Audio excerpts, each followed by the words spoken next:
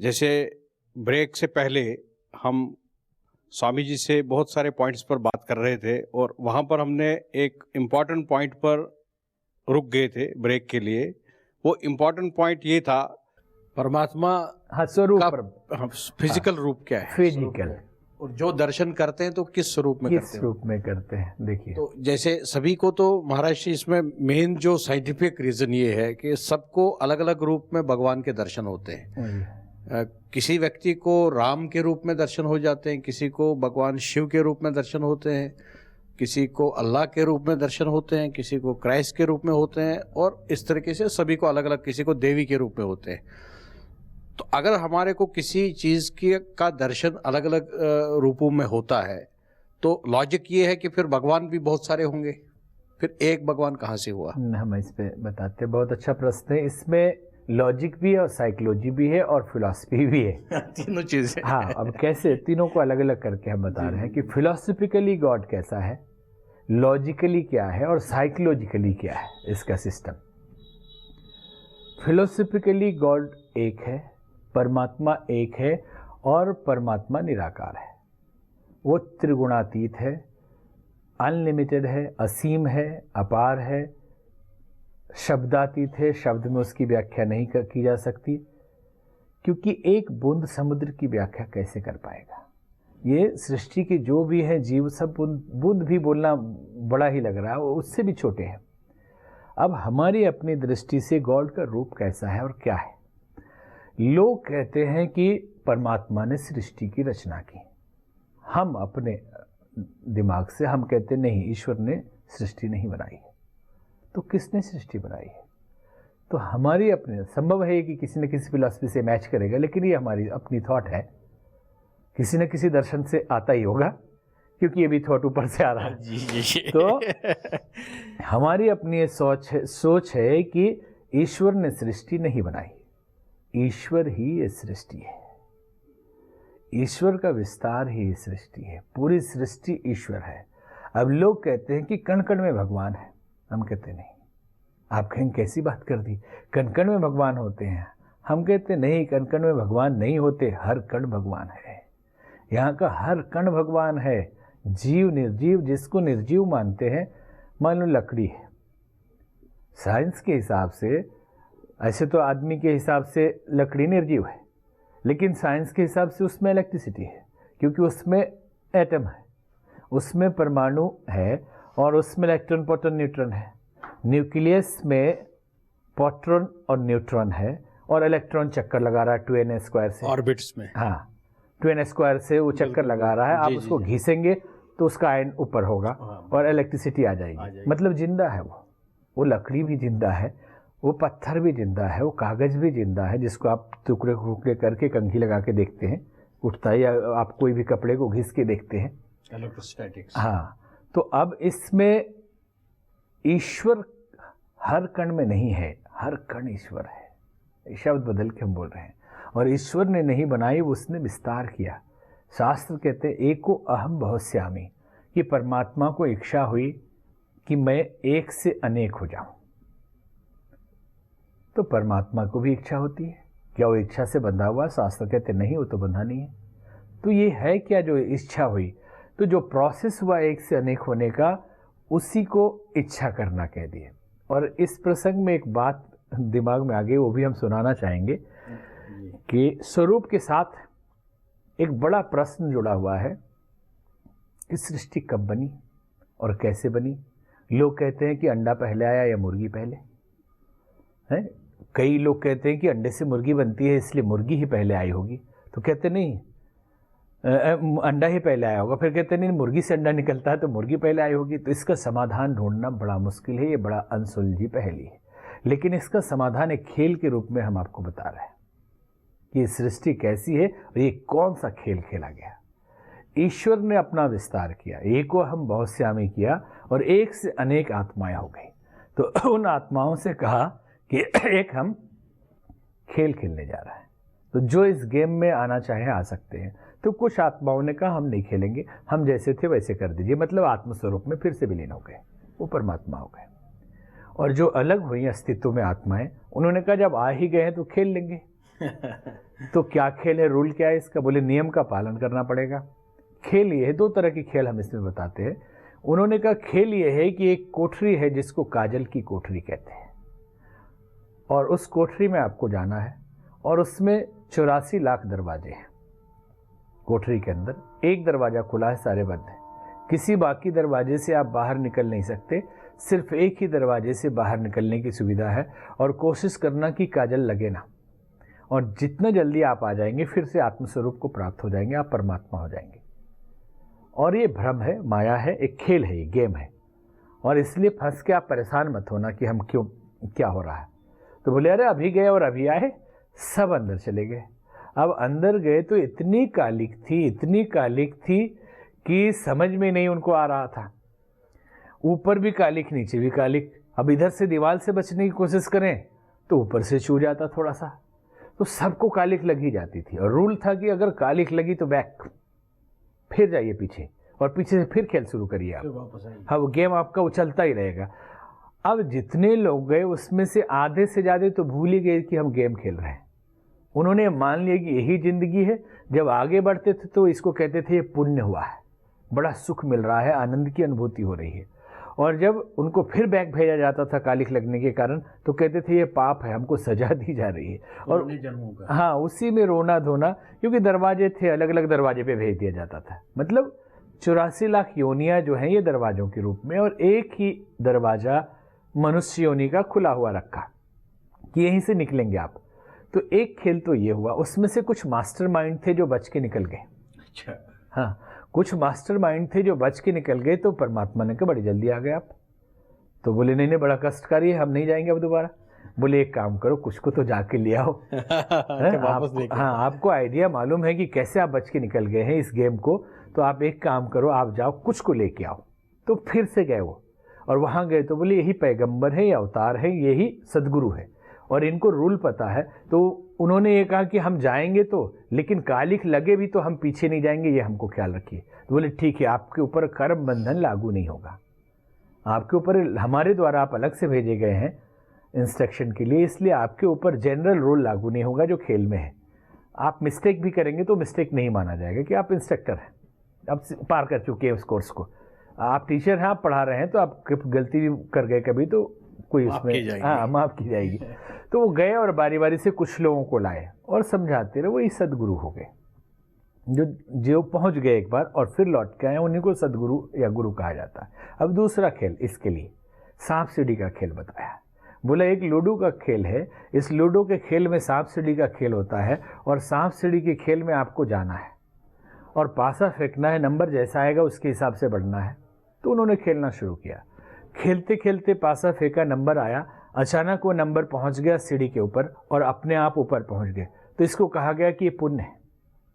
क्योंकि प्रश्न हमारा ये है इसमें कि जब सब परमात्मा के ही अंश है, ईश्वर अंश जीव अविनाशी, और परमात्मा ने एक से अनेक किया, सब बाहर आए, तो सब तो पुण्यात्मा है। तो कब पाप शुरू हो गया, कब पुण्य शुरू हो गया, कब सुखद और दुखद घटना शुरू हो गई, क्यों स्वर्ग और नरक की व्यवस्था बनाई गई, क्या ऐसा हो गया था जो ये बनाना पड़ गया?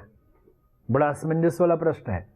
तो इसमें यही कि वो कुछ नहीं व्यवस्था बनाई गई, अचानक आप सीढ़ी पे पहुंच गए तो कहा गया पुण्य है, आप स्वर्ग में जा रहे हैं, ऊपर प्रमोशन मिल गया आपको। और अचानक आप सांप के मुंह में चले गए तो आप नीचे गिर गए, बोले कि आप नरक में चले गए। और ये फीलिंग्स है दुख की और सुख की, इसमें जब तक है, जैसे स्वप्न में आपको चाकू कोई मारे तो दर्द होता है, चिल्लाते हैं, तो जब जागते हैं तो कुछ नहीं होता। एक बार राजा जनक सपने में थे। राजा जनक सपने में थे तो उन्होंने देखा कि विरोधी राजा ने आक्रमण कर दिया और सारा राजपाट छीन लिया और उनको देश निकाला दे दिया।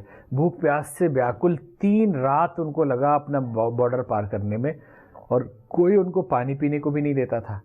तो देखा उन्होंने बॉर्डर पार करने के बाद एक जगह भंडारा चल रहा था, तो कहीं से मिल जाए भोजन। एक रोटी बची थी तो उन्होंने मांगा, और जैसे रोटी हाथ में लिया एक बाज आया, लेके उड़ गया। वो चिल्लाने लगे कि मेरी रोटी ले जा रहा, मैं भूख से मर रहा हूँ, मर जाऊंगा मैं। राजा जनक को बोले अरे राजा जनक ऐसे फटे हाल होते हैं। और फिर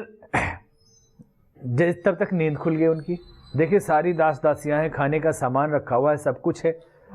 तो राजा जनक बड़े चिंतित हो गए कि हो क्या रहा है, वो सच था या ये सच है। वो भी सच महसूस हो रहा है, ये भी सच है, यहाँ खाने पीने का सामान, अब भूख नहीं है, और भूख था तो खाना नहीं था। तो डॉक्टर आए, इलाज किया, ठीक नहीं हुआ, फिर गुरुदेव को बुलाया गया, अष्टावक्र आए। तो अष्टावक्र से पूछा कि गुरुदेव वो सच की है सच? तो अष्टावक्र ने ध्यान में देखा कि इसने सपना देख लिया है। तो बोले कि बेटा वो जब था तो ये था? तो बोला नहीं था। और ये है तो वो दिख रहा है, भूख है, अभी कोई आक्रमण कर रहा है नहीं, और अभी साधन है आपके पास खाने के? बोले सब कुछ है। तो वो था तो ये नहीं था, और ये है तो वो नहीं है। तो जो बदलता है वो सत्य हो नहीं सकता। तो न वो सच न ये सच। ये जो फिलॉसफी है इसी धर्म की, कि सब आत्मा है और सब एक ही परमात्मा के अंश है, तो एक ही है। ऐसा नहीं कि हमारे जैसा ही आत्मा उसमें है, नहीं, हम ही उसके अंदर है। ये फीलिंग आ जाए, नाम रूप अलग अलग है लेकिन हम ही तो उसके अंदर हैं, और वही मेरे अंदर है। एक तो ज्ञान और जानकारी में फर्क होना चाहिए। पहले तो जानकारी का मतलब है कि किसी भी वस्तु, व्यक्ति, भौगोलिक परिस्थिति, देश या समाज के बारे में बहुत सारी जानकारी, कि क्रिकेट में किसने कितना रन बनाया, कौन सी फिल्म कब रिलीज हुई, या कहाँ की राजधानी कहाँ है, किस देश की, ये सब जानकारी है। हो सकता है किसी को ये जानकारियां न हो लेकिन वो ज्ञानी हो। एक बर्ट्रैंड रसेल ने आर्टिकल लिखा जिसका नाम है नॉलेज और विजडम। इसमें भी यही सामंजस्य है कि विवेक और ज्ञान, हिंदी में सीधे सीधे कहें तो नॉलेज मतलब ज्ञान और विजडम मतलब विवेक। परंतु ज्ञान को हमारी भारतीय संस्कृति में बहुत अलग रखा गया कि ज्ञान एक बहुत परम चीज है। ज्ञान एक ऐसी वस्तु है जिसमें आप सोर्स को जानते हैं, जिसमें आप मौलिकता को जानते हैं, गहनों के बारे में जानकारी हासिल कर लिया कि ये कंगन है, ये नथिया है, ये बाली है, ये जानकारी है। लेकिन आपको ये मालूम हो जाए कि ये सोना है, उसकी कीमत समझ में आ जाएगी, आप समझ गए कि सोना है, उस सोना की वैल्यू को समझने की अनुभूति को हम ज्ञान कहते हैं। और बाकी उसके प्रकार को जानने को नॉलेज कह सकते हैं, जानकारी कह सकते हैं। अपने मूल तत्व को, प्रकृति के रहस्य को और अपने आप को जानना ज्ञान है। लेकिन आमतौर पे हम लोग ये समझते हैं कि इस संसार में जी रहे हैं, ये जो जानकारी है यही ज्ञान है। नॉलेज और विजडम में फर्क किया वहां पे बर्ट्रैंड रसेल ने, और उन्होंने कहा कि जो ज्ञान है वो छोटी चीज है उनके हिसाब से, कि जानकारी को ही ज्ञान शब्द प्रयोग किया है, और विजडम को कहा विवेक, विवेक है। तो उन्होंने उदाहरण ये दिया, बर्ट्रैंड रसेल बड़े फिलोसोफर हुए जिन्होंने मैरिज एंड मॉरल्स नाम की पुस्तक लिखी, जिस पर 1950 में नोबेल पुरस्कार मिला उनको, और द्वितीय विश्व युद्ध को रोकने में बहुत बड़ा उनका रोल था।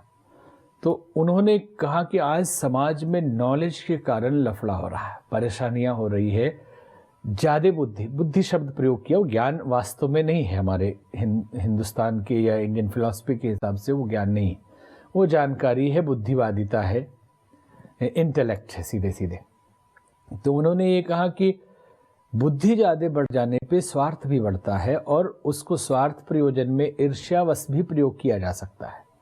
जिसमें एक आदमी, मिश्रा जी जा रहे हैं कहीं और वर्मा जी उनको मिल गए, तो कहते हैं कि अच्छा शुक्ला जी कैसे है? बोले अरे मत पूछिए, बहुत बेकार आदमी है, आपको गाली देते रहते हैं।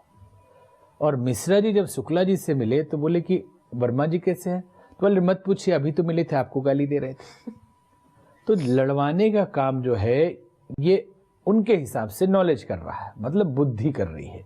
लेकिन बुद्धि के ऊपर विवेक का अंकुश होना चाहिए, उनका ये मानना था कि विवेक ये कहता है कि कहते कि नहीं वो बहुत अच्छे आदमी, आपकी प्रशंसा करते हैं, और जब वहाँ वो मिले तो अभी तो आपकी प्रशंसा कर रहे थे, तो समाज में सामंजस्य होगा।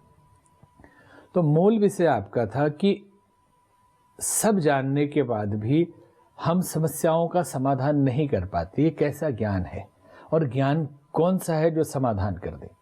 वास्तव में ज्ञान के नाम पे जिन डिग्रियों को हम हासिल कर रहे हैं, जिन जानकारियों को हम हासिल कर रहे हैं, कोई ऐसा नहीं कि ये अनावश्यक है, वो भी ठीक है, लेकिन ज्ञान वो होना चाहिए जो प्रकाश दे, ज्ञान वो होना चाहिए जो समाधान दे। दो तरह के ज्ञान, एक तो परम ज्ञान, ज्ञान इंडियन फिलॉसफी में, भारतीय धर्म में ज्ञान को परम ज्ञान को माना गया कि आप अपने अस्तित्व को और ईश्वर के अस्तित्व को ठीक से समझ जाएं, उसको ज्ञान कहा जाता है। इसलिए बाकी सारे ज्ञान को एक विशेष ज्ञान कहा गया। इसलिए विज्ञान के लिए विशेष ज्ञान प्रयोग किया गया।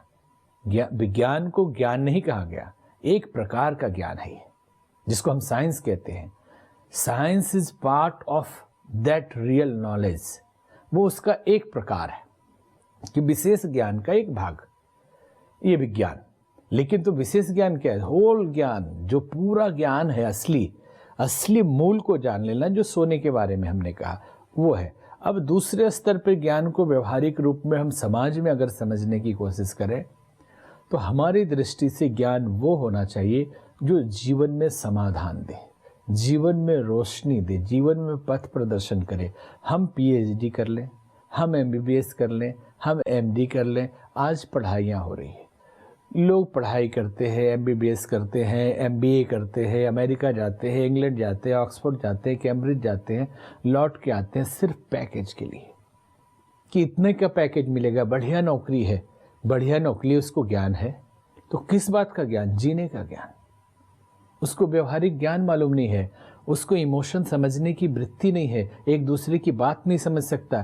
कल शादी करेगा तो पति पत्नी रहेंगे कैसे?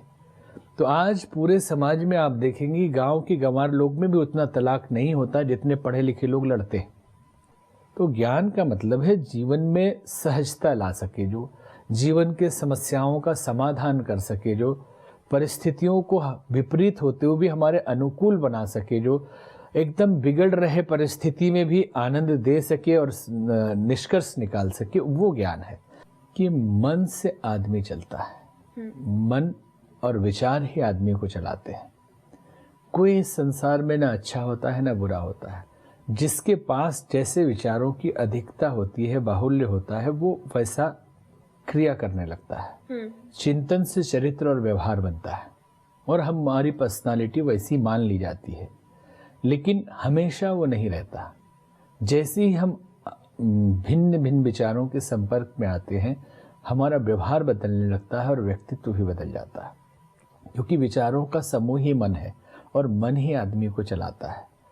तो सत्संग की महिमा शास्त्रों में बहुत बताई गई, बार बार कहा गया कि बिनु सत्संग विवेक न होई और राम कृपा बिनु सुलभ न सोई।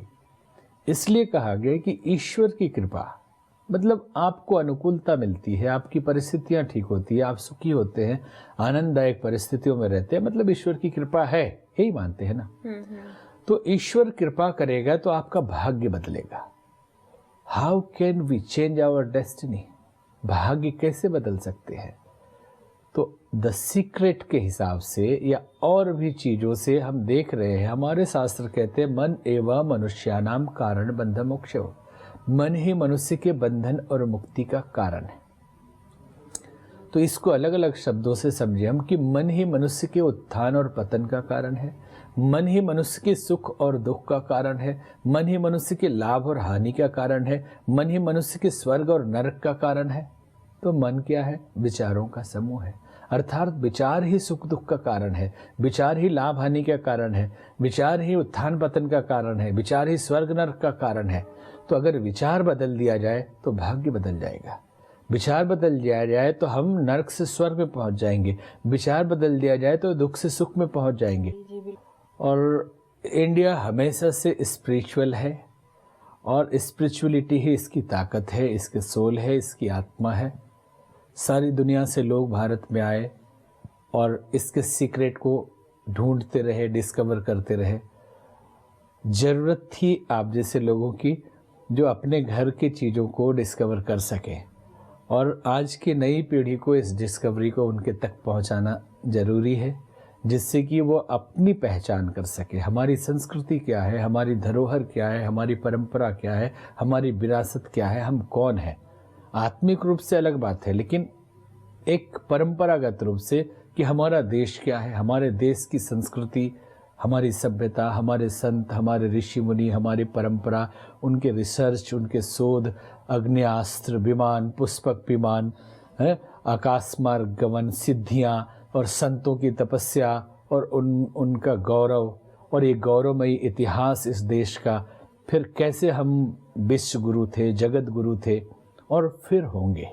तो महाराज जी के साथ में काफ़ी कुछ जाना, और पहली बार इतना हमने डीपली किसी संत के मुखारबिंद से इन डेप्थ इनसाइट्स हमारे को भी मिले और हमारे दर्शकों को भी मिले होंगे, इसका हमें पूरा विश्वास है।